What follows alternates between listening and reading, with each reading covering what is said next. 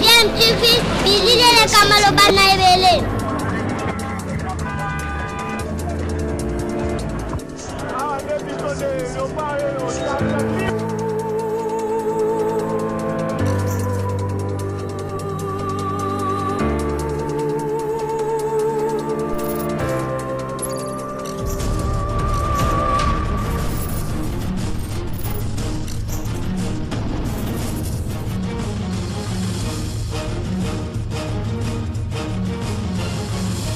DMTV toujours en avant. Ya DMTV mbote nabino esengweza biso ya koyeba ke boza ebelo boza kolanda chaîne YouTube nabino DMTV. DMTV oyo et propose kabino actualité mais ça la capé ba analyse sur ba sujet d'actualité, ba faits sociaux, topé ba réalité. Ndenge kala toujours observer ngo na mboka na biso République démocratique du Congo RDC eloko makasi yemba jibempia na mboka oyo epai wapi makambo zanga kate mbokelengi kaka RDC olali olamuki makambu ebimi bayoka kapetin ata soki mususu akoya ki na mbeba yepe akoya na ekaka et c'est malheureux tolingi to sur la sujet moko to ça pe mo analyse muke par rapport nango mais avant to aborder yango boyebi kaka biso atomi pesa devoir parce que Covid-19 après tout to vaincre ngo na nte mais en RDC toujours mona que ça va mais ba expert na biso pe ba benga bango pe à l'étranger tenit na ba États-Unis ba ke ko sunga bango ko diminuer mo maladie wana ndenge zo frapper bango makasi par rapport na biso to continuer donc respecter ba mesures barrières ndenge ba konti bazo senga biso po yangonde ezali ndela moko kaka ya malamu to anango pona ko venir à bout na maladie wana parce que prévention est justement meilleure arme na biso face à cette maladie. Le grand maître nageur Boyebié, le grand maître nageur de mon pays, celui-là même a prometaki na bateau ke bako nager na fleuve po bakatsa na ngambo ya Braza. Boyebié grand maître nageur tokotanga kombote mais Boyebié très bien eza ya koinda na toile eza ya koinda na internet boza déjà sûrement au courant soki boza pe au courant te boyeba ke eza ya koinda grand maître nageur yemoko bakuti azako nager na mai ya buzoba mai ya bêtise mai oyo bato ebele ba naja yepe kokamwa aye konager ye heureusement d'ailleurs que ba fonction ba haute fonction o azalaki ko occuper ba longola qui est déjà on dirait que prophétie moko ebima ke laksaki batuke grand maître nageur a konager ye moko na kati ya mai ya buzoba et c'est malheureux. Le grand maître nageur en mode visioconférence pour yangonde mikolo eza à la mode webika chef de l'état a oteko sala moi ministre même avec ses trois homologues ya Afrique notamment Museveni, Kagame et puis Joao Lourenço ya Angola bazalaki en visioconférence au basali réunion na bango ka pour la makambo etali moi ba bon voisinage moi makambo ebele oyo bango basololaki maître nageur yepe a mekia sa la visioconférence mais na ndenge ya mabe ko kamwa tomoni maître nageur oyo tozomona ye comme nous arrivons quand même à distinguer longi na ye appel vidéo na mwana mwasi moko oyo azali ko sala o azo sala wana ndenge na vidéo ezo circuler ezo monana et maître nageur to éviter ce kazaki en mode nini na minute wana mais c'est malheureux de voir que ba autorité na biso ba koki ko tombaka na ba piège ya boye aussi facilement et nous nous posons la question soki ezali nini nde sala kabango pourquoi nos autorités se font-ils piéger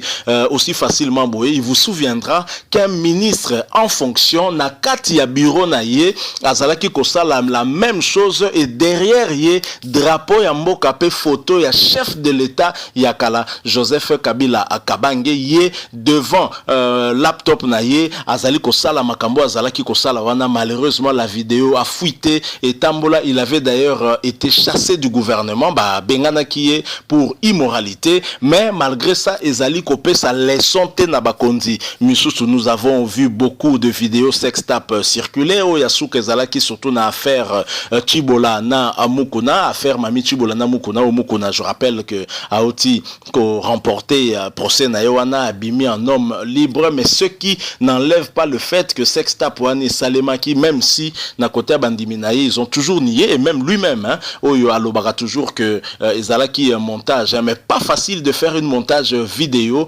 où Ozomona ke Mutoaza en mouvement, eza facilité, il faut la pena, mais rien na technologie moko ya kosakalate, et donc ba kontina bisoto ba personnalité à minene au bisoto yebi, ils se font toujours piéger, et tu comprendras pourquoi facilement bazwakango, et pour quelle raison ba la toujours na besoin ça la babiloko ya bongo. Est-ce que ezali peut-être ba pacte bazali co-signé, vu que komi mukonjezo senga ki oyo bape komi batela ba pacte mususu côté zenga ke makamna yo revesame un peu bongo et bimaloko la mabe, mais après oyo sou ko matu ebite to vivaki yango na héritier Watanabe tomonaki et memaki bango même na justice ti tomona même ne mutoka ya makala et tourna na nzela héritier Watanabe akota makala te, mais à s'excuser kapé, mais ba Sextap ezali belé tomona ya ba pasteur ebelé à part Mukuna pasteur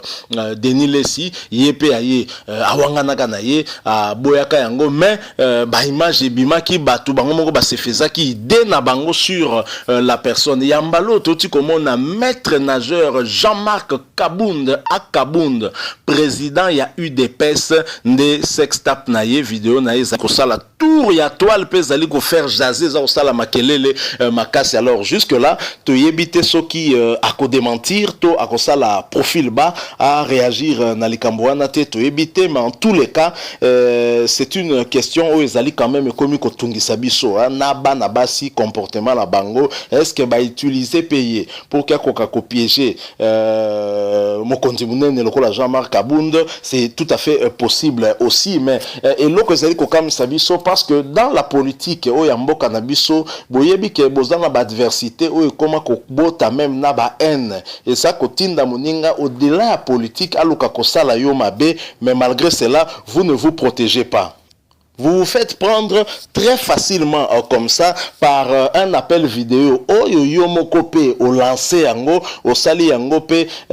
baye bazuyo. C'est simple. Il suffit qu'on se comporte modèle ou anate eloko ya boye comme là jamais, parce que ezali quand même kola kisa à quel niveau hein ba kondio to ana bango ba réfléchissa. Quand on peut se poser la question, moto azali président ya parti lokola UDPS. Oyo esali plus de 30 ans opposition pe oyo ezalaki un parti donneur de leçons, ezali kopé sa ba leçon parce que ça comme on ndenge mboka ezali kotambola te pe lelo yemoko azui imperium. Est-ce que oyo azali mokonzi ya parti wana lelo akoki ko se comporter modèle wana? Il faut un minimum d'intégrité ezala. Je ne crois pas que makambo ya boye tokokai kokuta le patriarche tokokai kokuta le sphinx de l'imité Etienne Tshisekedi na makambo ya lolenge wana. C'est quelqu'un qui avait une rigueur par rapport même à son hygiène de vie. Avec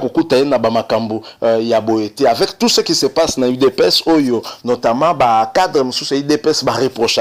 et avec ce que nous venons de voir, on peut douter sur le sérieux. Il y a personnalité à l'Olenge Wana par rapport à Makambo Otomoni, voir une vidéo circuler, vidéo il y a l'Olenge Wana et ça fait peur. Ezali Kobangi sapene, ezali Kosala Amala Mote, ezali Komituna. Pourquoi faiblesse il y a Bakonti Dabiso, ezali Kaka Bongo, Tuebike na histoire, il y a Bible, Samson, moi si pekanda koisaki azwamaki, mais il y a le lengo yo commis facilement n'habite pour bino sogeza parce que tu vivre une période il y a Android et donc facilement moi appel vidéo ba kangi op ba capturer ba filmer et juste quand après ma solo malamoko koti na ba réseaux sociaux et dans l'entretemps oyebi muto asali yo bongo oyebi fi wana oyebi ndenge ni no kutana naye, donc c'est quand même un peu plus facile il y a ko remonter sur source hein, il y a bato oyo baluki ba piéger yo à travers ye peut-être ko yoba, mais c'est malheureux et sengeli na ba personnalité minene ba ye ba comment qu'on se comporter ba ye ba peke ba koki ko se faire piéger et donc zala ekenge parce que wana ko reprocher mutu moko te zali vraiment